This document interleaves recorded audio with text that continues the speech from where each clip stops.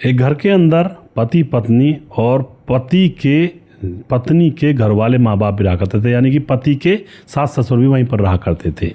एक रात की बात है, जो पत्नी कभी सीधे मुंह बात नहीं करती थी, वो पत्नी आज पति के पास मुस्कुराती हुई चाय लेकर आती है, पति के सर पर हाथ फेरती है और कहती है, जानू हमारी रोज़ लड़ाई होती है पर अब से लड़ाई बिल्कुल बंद कर दूंगी मैं। और फिर अपने पति को चाय देती है। पति चाय पीने लगता है। चाय अजीब सी लगती है पति को, लेकिन वह अपनी पत्नी के प्यार को ठुकराना नहीं चाहता था, क्योंकि पत्नी का प्यार काफ़ी दिनों में मिला था उसे, वरना तो पत्नी देखते ही लड़ झगड़ जाया करती थी। तो वह इसी प्यार में उस चाय को पी जाता है। चाय अजीब सी थी, लेकिन फिर भी चाय को पी जाता है और उसके बाद थोड़ी देर के बाद वह तड़पने लगता है। और फिर दोस्तों उसको लग जाता है कि भाई चाय के अंदर जहर मिलाया गया है, और वह बाहर भागने की कोशिश करता है, लेकिन घर वाले बाहर से दरवाज़ा बंद कर देते हैं और वह कमरे में अकेला तड़पता रहता है। गर्दन को पकड़कर इधर उधर घूमता रहता है, लेकिन कोई रास्ता नहीं मिलता है। कमरे में बंद करने के बाद वह वीडियो बनाता है कि पत्नी ने जहर दे दिया है, और उसके बाद उसकी पत्नी और प्रेमी और माँ बाप मौत का इंतज़ार करते हैं। और रात को 11 बजे तक कमरे में से आवाज़ें आना बंद हो जाती हैं। तो उसकी लाश को उठाकर हॉस्पिटल ले जाते हैं और जाकर कहते हैं, डॉक्टर साहब मेरे पति को बचा लीजिए, इसने जहर खा लिया है। लेकिन डॉक्टर उसको देखते ही कह देता है कि यह तो मर चुका है।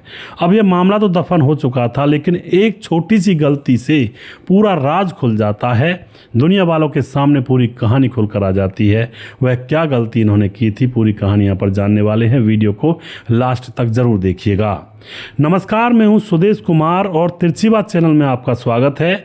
यह घटना मध्य प्रदेश के रीवा के अंदर 18 मार्च 2023 को रात 11 बजे बर्रा इलाके की होती है। सलेहा प्रवीण नाम था उसका। वह अपने पति को और मां के साथ मिलकर के हॉस्पिटल लेकर पहुंचती है और जाकर डॉक्टर से कहती है इन्होंने जहर खा लिया, लेकिन उसकी मौत हो जाती है। तो रोना धोना स्टार्ट कर देते हैं। इधर जो ससुर होता है सलामत खां भी वहां पर पहुंच जाता है, यानी कि मरने वाले लड़के का पिता। वह भी हॉस्पिटल में पहुंच जाता है। बेटे की हालत देखकर वह भी रोने लगता है, पर वह बहू की और बहू की माँ की तरफ देखता है तो उनके चेहरे पर कोई ऐसा दुख दर्द नहीं था। पता नहीं उनको गम भी नहीं था कि किसी की मौत हो गई है। वो अजीब से थे। तो यहाँ पर अब क्या करता है, ये जो लड़के का पिता होता है यह उनके खिलाफ ही एफआईआर दर्ज करवा देता है, और यह उस अपने बेटे के फ़ोन को अपने जेब में रख लेता है और यह घर आ जाता है और एफआईआर दर्ज करवाता है कि मेरे बेटे को जहर दिया गया है, उसने अपने आप जहर नहीं खाया है। अब तो यहाँ पर दोस्तों एफआईआर दर्ज हो चुकी थी।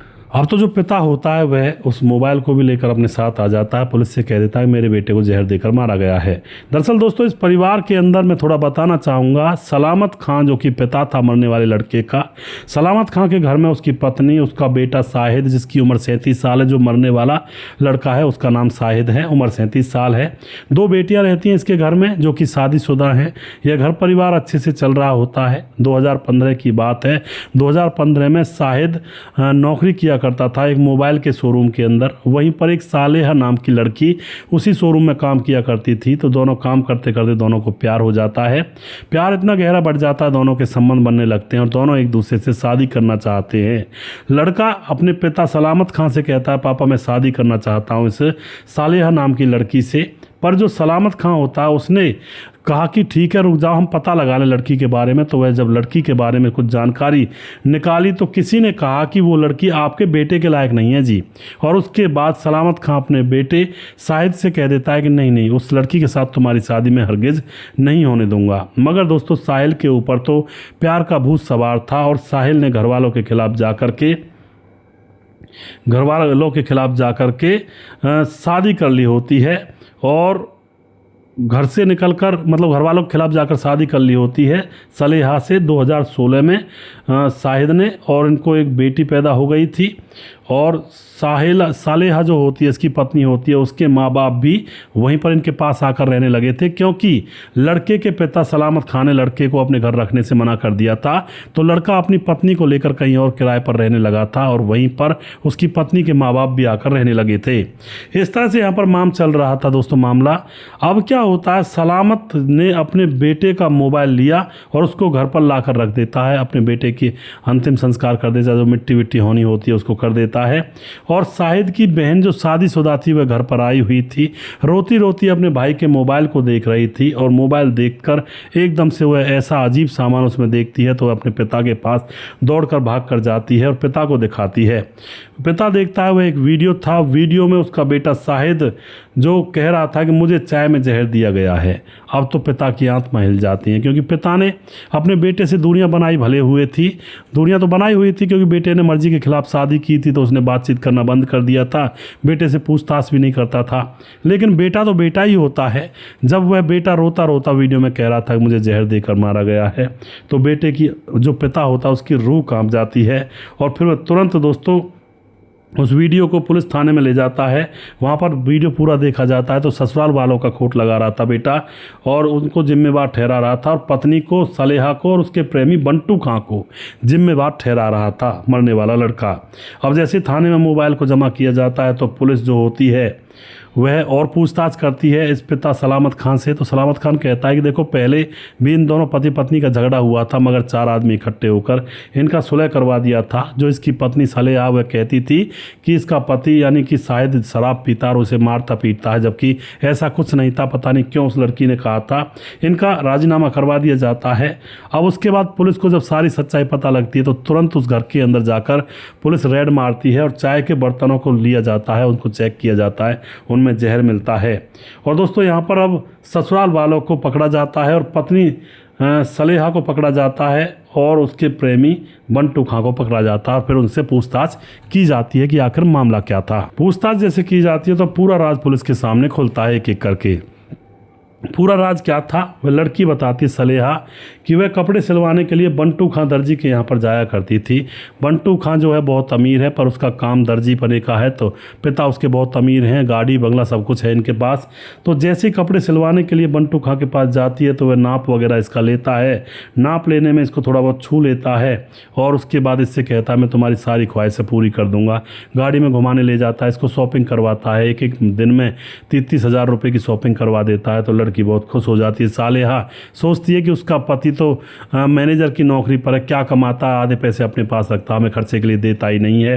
क्योंकि सलेहा का पति जो होता है जो मरने वाला शाहिद होता है वह 150 किलोमीटर दूर उसकी जॉब लग गई थी, 200 किलोमीटर शोरूम में ही मैनेजर था।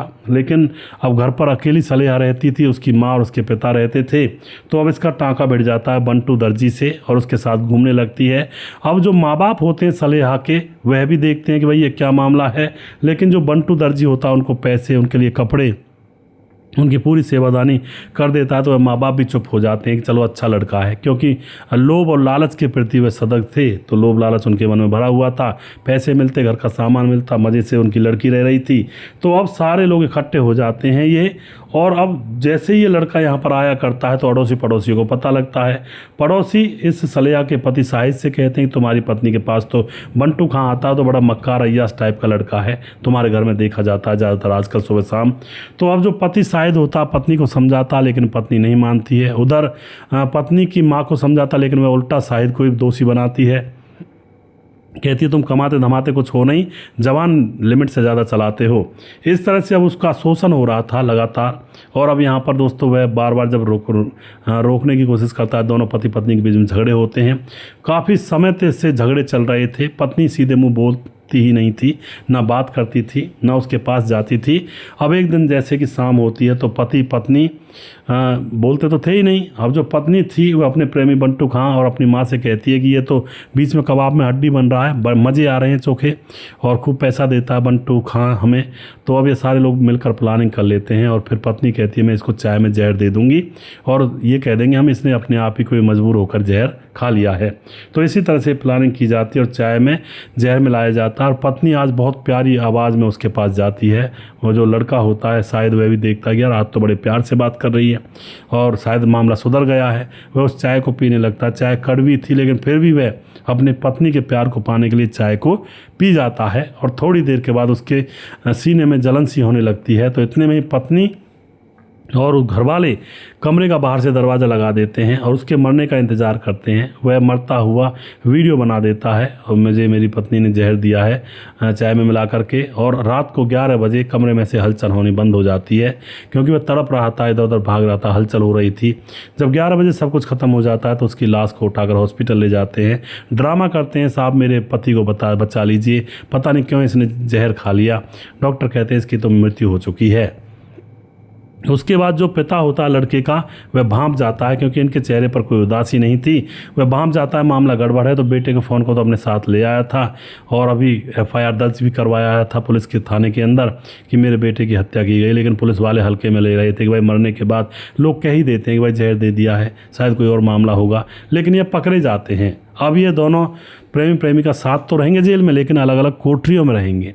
जो बूढ़े माँ बाप थे इसके लड़की के, वो भी अब जेल में रहेंगे। तो इस तरह से गंदे कुकृत्यों का अंजाम गंदा ही होता है दोस्तों। तो कभी भी ऐसे कुकृत्य ना करें क्योंकि ज़िंदगी बहुत छोटी सी है, इसमें गंदे गंदे काम करोगे तो ज़िंदगी में बचेगा ही क्या। अच्छे काम करो, दूसरों की भलाई करो, भूखे को खाना खिलाओ, किसी को कपड़े पहनाओ, किसी का फ़ायदा करवा दो, किसी पड़ोसी के काम आ जाओ, अपने रिश्तेदारों के काम आ जाओ भैया, और भी नहीं तो अपने घर वालों के काम आ जाओ, कहीं तो काम आ जाओ। लेकिन ये बदला लेने की चीज़ें और ये साजिश रचनाएं कितनी गंदगी होती हैं। ज़िंदगी इन चीज़ों में क्षण भर की होती है, कभी भी मिट सकती है। तो आप जो भी कुछ कहना चाहते हो अपनी राय कमेंट बॉक्स में लिख सकते हैं, लोगों के साथ शेयर कर सकते हैं। वीडियो के लास्ट में कुछ भाइयों के नाम जरूर लेना चाहूँगा जो हमारे वीडियोस को देखते हैं, हमें खूब सपोर्ट करते हैं। हमारे साथ हैं पुष्पा सिंह, कमेंट करते हैं, सही बोल रहे हो सर, कोई भाई मेरा भी बनेगा जी, बिल्कुल जी। समाधान पाटिल जलगांव महाराज से कमेंट करते हैं, भाई साहब कैसे हो, मैं बिल्कुल ठीक हूँ भाई साहब समाधान भाई। उसके बाद राम गोसाई कमेंट करते हैं, सुजीत कुमार गुरु जी नमस्कार भाई साहब जी। मोहम्मद जहांगीर कमेंट करते हैं और उसके बाद मुकेश कुमार यूपी 83 से कमेंट करते हैं। राम गोसाई कमेंट करते हैं, कैसा चरित्र है उस भाई का, धिक्कार है जी, बिल्कुल जी। लोकेश नागर कमेंट करते हैं, रेलवे जिला 12 राजस्थान से। सूरज डी फिजी से कमेंट करते हैं। सुदेश भाई किसी का भरोसा नहीं है भाई, नमस्ते Sudesh and Jeetu, I am Suraj from Fiji, जय हिंद जय भारत जी। बहुत बहुत धन्यवाद करते हैं सूरज भाई आपका। और उसके बाद देवेंद्र कुमार फरीदाबाद से कमेंट करते हैं, प्रवीण बघेल से, पुरी से रजत सैनी कमेंट करते हैं, धीरज बर्नवाल कमेंट करते हैं, बहुत बहुत धन्यवाद करते हैं जी। मुनुन श्रीवास्तव जी लगातार कमेंट करते हैं। राम मोहम्मद यासीन लाहौर पाकिस्तान से। मोनू जैन लगातार कमेंट करते हैं। राधेश्याम शर्मा से जयपुर राजस्थान से। राजकिशोर चौरसिया महाबलेश्वर महाराज से कमेंट करते हैं। छगनदास खाडाबांध राजस्थान से। सूरज डी अमर भाई लगातार कमेंट करते हैं। और उसके बाद हमारे साथ सुशील चौधरी कमेंट लगातार करते हैं और दुर्योधन भाई लगातार कमेंट करते हैं। अभी भी जिस भाई का नाम रह गया हो उस भाई का नाम अगले वीडियो में ज़रूर लूँगा। अगला वीडियो बहुत जल्दी फिर से लेकर आऊँगा, तब तक आप खुश रहें, सावधान रहें। जय हिंद जय भारत।